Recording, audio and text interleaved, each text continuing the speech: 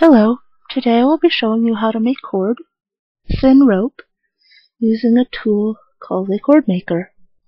To get started, you will need to choose some thread or yarn of a medium small thickness and your choice of color. You can use one color, two colors, or three or more colors. Two colors is the most common.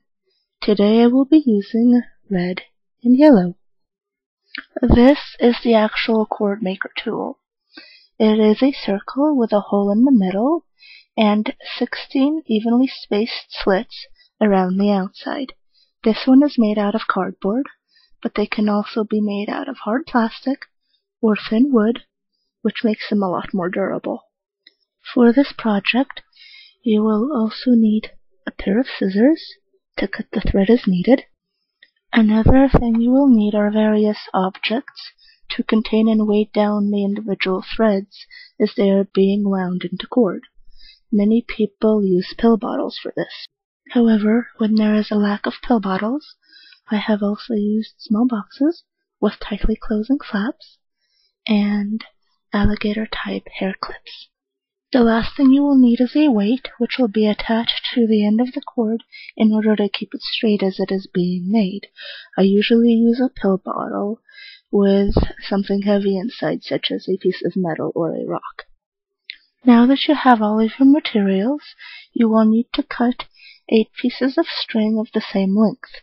When using 2 colors, you need to cut 4 pieces of string of one color and 4 pieces of string of the other color.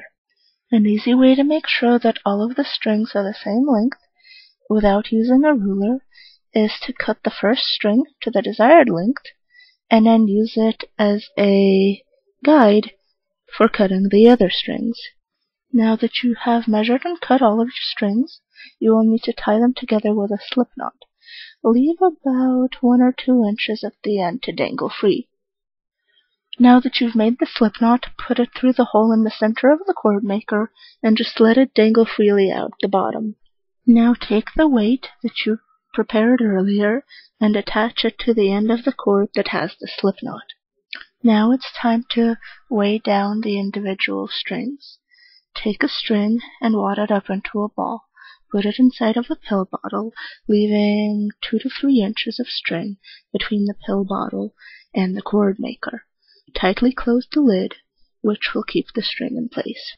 If you are using a small box as a string weight, wad up the string into a loose ball and place it inside the box.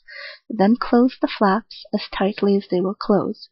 While this is somewhat less effective than a pill bottle, it is better than nothing at all. The third option for a string weight is a hair clip with teeth.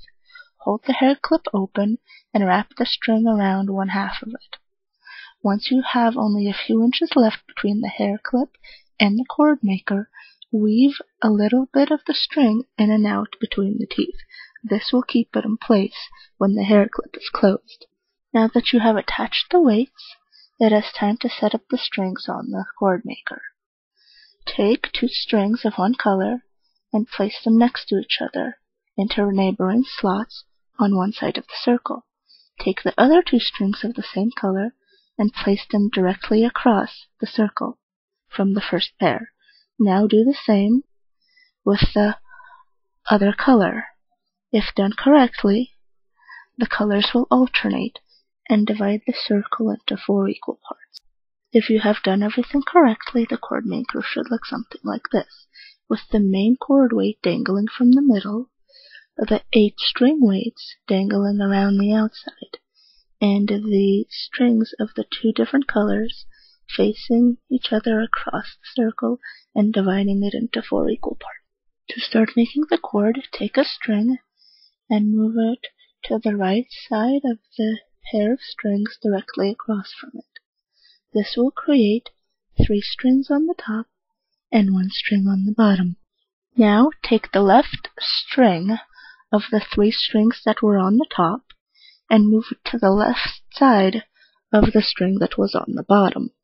Turn the cord maker 90 degrees to the left, that's clockwise, and repeat the process with the second color thread. Once again, move the right string to the right side of the top pair to create 3 strings on top and 1 string on the bottom. Now take the string that is on the left of the 3 strings and move it to the left side of the string that was on the bottom. Continue this process, turning the chord maker 90 degrees to the left each time, and moving the right string to the right and the left string to the left. As you make the chord, the strings attached to the weights will get shorter, so don't forget to let out some more string every now and then. While making chord, it is very important to keep track of where you are in the process. If you have to set down your work for whatever reason, I recommend that you set it aside like this, with 3 strings on top and 1 on the bottom, so that you will know which string to move next when you return to your work. As you continue making the chord, you will start to see a spiral of alternating colors in the center of the chord maker. This is a good thing, and it means that you're on the right track. As you make the chord, the weight pulls it out the bottom and keeps it straight. This is how your chord might look after you've been working on it for a while. Notice the spiral of alternating colors. While the time it takes you to finish a chord depends on the length of the chord, and how quickly you work, the finishing process is always the same. With about 4 inches of string left to go, remove all of the string weights and pull the strings through the hole in the center of the chord maker. Set the chord maker aside. Tie a slip knot in this end of the string and remove the weight from the other end. Trim off any excess string, leaving about 1 inch on each end, so the chord will not unravel. Chord making is a lot of fun and really versatile. I hope this video was helpful in getting you started on your way to making chord. Thank you for watching. Bye-bye.